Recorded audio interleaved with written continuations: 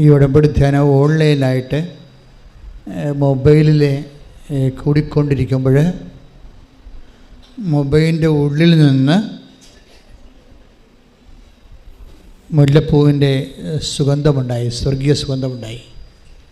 അതൊരുപയോഗിച്ചുകൊണ്ടിരിക്കുന്ന സമയത്താണ് അങ്ങനെ സുഗന്ധം ഇല്ലായിരുന്നത്. പക്ഷേ വചനം കേട്ടുകൊണ്ടിരിക്കുന്ന സമയത്ത് ഇതിൽ നിന്ന് സ്മെല്ല് വരാൻ തുടങ്ങി, മാതാവിൻ്റെ സാന്നിധ്യം ഉണ്ടാകാൻ തുടങ്ങി. നമ്മളൊക്കെ കേൾക്കുമ്പോൾ നമുക്ക് ചിരി വരും. പക്ഷേ നമ്മളൊക്കെ ചിന്തിക്കുന്നതിനേക്കാളും വളരെ ഗൗരവമായിട്ടാണ് ദൈവം ഉടമ്പടി എടുത്തിരിക്കുന്നത്. ആൾക്കാരുടെ സാക്ഷിയൊക്കെ മനസ്സിലാവും. കാരണം അതുവരെ ഇങ്ങനെ സ്മെല്ലില്ലേ. ഇപ്പം സ്മെല്ലെന്ന് പറഞ്ഞാൽ ഇപ്പോൾ മുല്ലപ്പൂവിൻ്റെ പോലത്തെ സ്മെല്ലാണ്. അത് ഇപ്പോൾ ഒത്തിരി ആയിരക്കണക്കിന് മനുഷ്യരുടെ സാക്ഷ്യമായി. അപ്പോൾ മാതാവിൻ്റെ ഒരു പ്രസൻസിൻ്റെ അടയാളമാണ് അത്. ഇവിടെ മാത്രമല്ല, എവിടെ വേണമെങ്കിലും നീ ഒരു വിഷമിച്ച് നിൻ്റെ മനസ്സ് വിങ്ങിക്കൊണ്ടിരിക്കുന്ന സമയത്ത് നീ അമ്മമാതാവിൻ്റെ ഭക്തനാണെന്നുണ്ടെങ്കിൽ, നീ പെട്ടുപോയൊരവസ്ഥയാണെങ്കിൽ അമ്മയിൽ ആശ്രയം വെച്ചാൽ അപ്പം തന്നെ ഈ സാന്നിധ്യം ഇങ്ങനെ വെളിപ്പെടുത്തും. നീ ഒറ്റക്കല്ല, ഞാൻ നിൻ്റെ കൂടെ ഉണ്ട് എന്ന് വ്യക്തതയോടുകൂടി നമുക്കത് മനസ്സിലാകുകയും ആത്മശക്തി കൊണ്ട് നമ്മൾ നിറയുകയും ചെയ്യും. അപ്പോൾ അതുകൊണ്ട് തന്നെ ഉടമ്പടി ധ്യാനങ്ങൾ കേൾക്കുമ്പോഴേ ചിലപ്പോഴും നിങ്ങൾ പലയിടത്തും കേട്ടിട്ടുള്ള കാര്യങ്ങളായിരിക്കും അച്ഛൻ പറയണത്. സാധാരണഗതിയിൽ ഞാൻ ഒരു ധ്യാനവും ആരുടെയും കേട്ട് പറയത്തില്ല, പഠിച്ചും പറയത്തില്ല. വചനം ഇങ്ങനെ എപ്പോഴും നോക്കിക്കൊണ്ട് രൂക്ഷമായിട്ടൊക്കെ നോക്കിക്കൊണ്ട് പ്രാർത്ഥിച്ചും കർത്താവിനോട് ചോദിച്ചൊക്കെ ഇരിക്കും. എന്നിട്ടും എനിക്ക് ഇവിടെ വരണത് വരെ ചിലപ്പോൾ ഒന്നും കിട്ടത്തില്ല. ഞാൻ താമസിക്കണത് അതാണ്. ഞാൻ ഈശോ എന്തെങ്കിലും ഒന്ന് പറഞ്ഞതിന് ശേഷമല്ലേ നമുക്ക് കയറാൻ പറ്റത്തുള്ളൂ. അപ്പോൾ എനിക്കൊരു ക്ലൂ കിട്ടിക്കഴിയുമ്പോൾ ഞാൻ കയറും. അതാണ് 1 മണിക്കൂർ ഇന്ന് താമസിച്ചത്. അവിടെ ഇരുന്ന് ഇത് തന്നെ നോക്കിക്കൊണ്ടിരിക്കുകയായിരുന്നു. സാക്ഷ്യം ഏതാണ്? നമുക്കാണെങ്കിൽ എന്തും പറയാം. ഈശോ ഉദ്ദേശിക്കുന്ന സാക്ഷ്യം ഏതാണ്? ഇപ്പം തന്നെ ഇപ്പം മാറിയില്ലേ, ഞാൻ പറയാൻ ഉദ്ദേശിക്കാത്ത സാക്ഷ്യമാണ് ഇപ്പോൾ പറഞ്ഞത്. എന്താണത്? ഉടമ്പടി വചനം കേട്ടുകൊണ്ടിരിക്കുന്ന സമയത്ത് തന്നെ മാതാവിൻ്റെ സാന്നിധ്യം ഉണ്ടാകുമെന്ന്. അപ്പോൾ ഉടമ്പടി വചനത്തിൻ്റെ ഒരു പ്രത്യേകതയാണത്. ഇപ്പോൾ ഉടമ്പടിയുടെ എല്ലാ ഭാഗങ്ങളും അങ്ങനെയാണ്. അതായത് ഇതിൽ നിന്ന് കിട്ടുന്ന ഉടമ്പടി തൈലമായാലും അതുപോലെ തന്നെ ഉടമ്പടി വചനമായാലും പിന്നെ നമ്മൾ ഉടമ്പടിയോട് ബന്ധപ്പെട്ട് ചെയ്യുന്ന പ്രേക്ഷിത പ്രവർത്തനമായാലും എല്ലാത്തിനും ടച്ച് ഓഫ് ഗോഡ് ഉണ്ട്, ദൈവത്തിൻ്റെ. പക്ഷെ നമ്മൾ ചെയ്യുമ്പോൾ നമ്മളതിൻ്റെ അകത്ത് ഇൻവോൾവ് ആകണം. അതെപ്പോഴും നമ്മൾ ശ്രദ്ധിക്കണം. പേഴ്സണൽ ഇൻവോൾവ്മെൻറ്റ് ഉടമ്പടിയുടെ ഒരു പ്രധാനപ്പെട്ട ആക്ടിവേഷൻ പ്രിൻസിപ്പിളാണ്. അതായത് നമ്മളതിൻ്റെ അകത്ത് സന്നിഹിതരാണ്. ഇപ്പോൾ പരിശുദ്ധ കുർബാനയിൽ ഈശോ സാന്നിധ്യം നൽകുന്നതാണ്. പക്ഷെ അത് അനുഭവിക്കണ ആർക്കാണ്? നിങ്ങൾ തന്നെ അവിടെ സന്നിഹിതമാണെങ്കിൽ മാത്രമേ ആ സാന്നിധ്യം നമുക്ക് പേഴ്സണലായിട്ട് അനുഭവിക്കാൻ പറ്റത്തുള്ളൂ. നിങ്ങൾ തന്നെ അതിന് സന്നിഹിതനാകണമെന്ന് പറയുന്നത് എന്താണ്? ഇപ്പോൾ ചിലരൊക്കെ കുർബാന സ്വീകരിച്ച് കഴിയുമ്പോൾ വിരലൊക്കെ നക്കണത് കാണാം. എന്താ കാര്യം? അത് ഈശോയുടെ ഒരു തരി അതിൽ വിരലിൽ എവിടെയെങ്കിലും ഉണ്ടെങ്കിൽ അത് വേസ്റ്റായി താഴെ വീണ്ടും പോകരുതെന്നുള്ള. അപ്പോൾ ആ വ്യക്തി അതിൽ പ്രസൻസാണ്, ഈശോയുടെ പ്രസൻസാണ്. പക്ഷേ അതിനേക്കാൾ ഉപരി നമ്മുടെ ഒരു പ്രസൻസ് അവിടെ വേണം. പേഴ്സണൽ ഇൻവോൾവ്മെൻറ്റ് ഈ ആത്മീയതയുടെ എല്ലാം അങ്ങനെയാണ്. നമ്മൾ പ്രസൻ്റ് അല്ലെങ്കിൽ അത് വർക്കൗട്ട് ചെയ്യത്തില്ല. അച്ഛൻ പറഞ്ഞ മനസ്സിലായില്ലേ? ദൈവം അതിൽ പ്രസൻ്റാണ്. പക്ഷേ if you want to feel it we must present there. ദൈവം അവിടെ പ്രസൻ്റാണ്. ഉടമ്പടിയിലായാലും പരിശുദ്ധ കുർബാനയിലായാലും നിങ്ങളുടെ ശുശ്രൂഷ ചെയ്യുന്ന സമയങ്ങളിലായാലും വചനം കേൾക്കുന്ന സമയമായാലും ഗോഡ് ഈസ് പ്രസൻറ്റ് ദെയർ. കാര്യം എന്താണ്? ദൈവം അതിലൊരു കക്ഷിയാണല്ലോ. വേറെ ഒരു പ്രാർത്ഥനയ്ക്ക് ദൈവം കക്ഷിയല്ല. ഉടമ്പടിക്ക് ദൈവം ഒരു കക്ഷിയാണ്. അതുകൊണ്ട് it's a fact by no means God is present there. ദൈവം അവിടെ പ്രസൻ്റാണ്. The problem is that we are not present there. Sometimes നമ്മളവിടെ പ്രസൻ്റ് അല്ല. പ്രത്യക്ഷീകരണ പ്രാർത്ഥന ചെല്ലുമ്പോൾ തന്നെ നമ്മുടെ മനസ്സ് പലയിടത്തായിരിക്കും അല്ലേ? പ്രത്യക്ഷീകരണ പ്രാർത്ഥന ചൊല്ലിക്കൊണ്ടിരിക്കുകയാണ്. ഇന്ന് നീറ്റിൻ്റെ പരീക്ഷയാണ്, എൻ്റെ മകൾ എന്ത് വരുമായിരിക്കും ഒക്കെ എല്ലാം മനസ്സിലാക്കി കൊടുക്കുക. പിന്നെയും പ്രത്യക്ഷീകരണ പ്രാർത്ഥന അടുത്ത് ചൊല്ലിക്കൊണ്ടിരിക്കുക. You are not present there. അതല്ലേ പ്രശ്നം. നിങ്ങളെവിടെയാണ് പ്രസൻറ്റ്? മകളുടെ എക്സാം ഹോളിലാണ് നിങ്ങൾ പ്രസൻ്റ് ആയിരിക്കുന്നത്.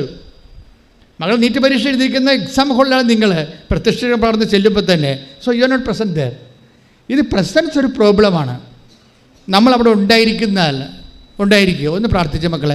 കർത്താവായ ദൈവമേ, അങ്ങുമായിട്ടുള്ള എല്ലാ ഇടപാടുകളും ഉടമ്പടിയുടെ പ്രഖ്യാപിത സ്വഭാവം പോലെ ദൈവ സാന്നിധ്യം പോലെ ഞാനും അതിലെ മനസ്സുകൊണ്ട് സാന്നിധ്യം വഹിക്കാൻ എന്നെ പ്രത്യേകമായി അഭിഷേകം ചെയ്യണം.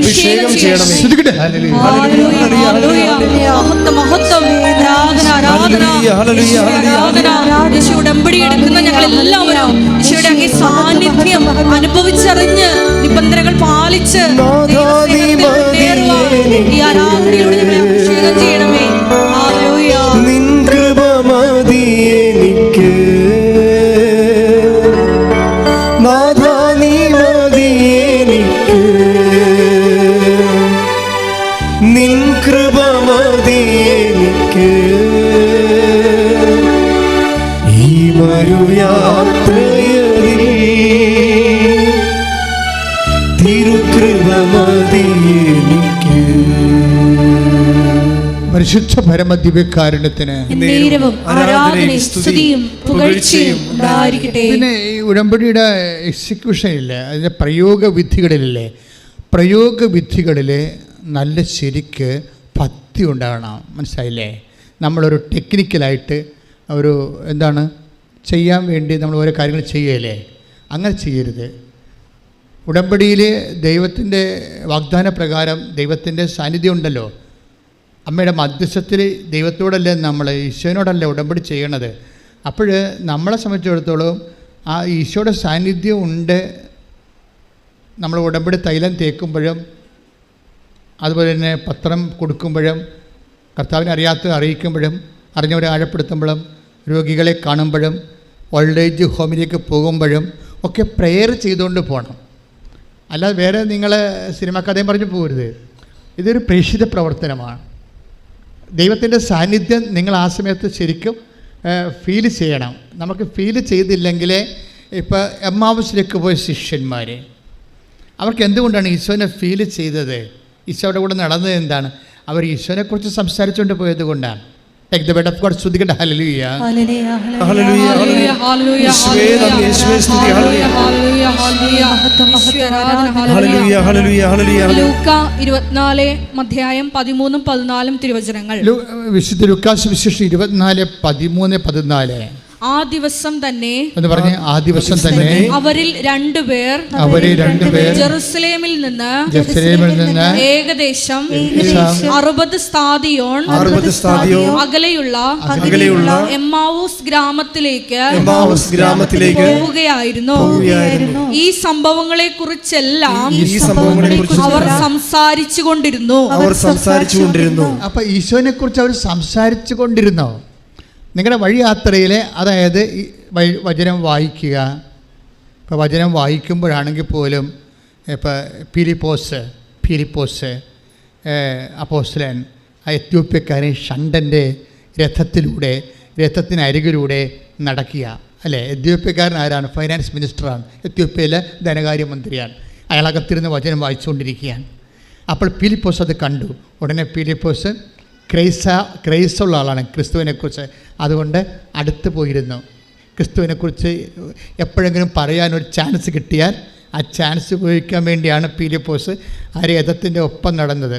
രഥം കുതിര വണ്ടിയാണ്, പക്ഷെ അത് സ്പീഡിലാണ് പോകണമെങ്കിലും ഇതിനെ അണച്ചണച്ച് ഈ ഫിലിപ്പോസിൻ്റെ ഒപ്പം ഓടുകയാണ്. എന്താണ്? കർത്താവിന് വേണ്ടി വചനം എത്യോപ്യക്കാരന് പറഞ്ഞു കൊടുക്കാൻ. ഇതാണ് ഫെർവർ, ഇതാണ് മിഷൻ ഫെർവർ. പ്രാർത്ഥിക്കുക, കർത്താവ് ദൈവമേ, എത്യോപ്യക്കാരന് കർത്താവിന്റെ വചനം പങ്കുവെച്ചു കൊടുക്കാൻ കുതിര പൂട്ടിയ രഥത്തിലൂടെ അവൻ സഞ്ചരിച്ചുകൊണ്ടിരിക്കുമ്പോൾ അവന്റെ സഞ്ചാരത്തിന് ഒപ്പം നിന്നുകൊണ്ട് ഓടി കർത്താവിന്റെ വചനം കൈമാറാൻ കാണിച്ച അപ്പോസ്തല ശക്തിയാൽ ഞങ്ങളെ അഭിഷേകം ചെയ്യണമേ.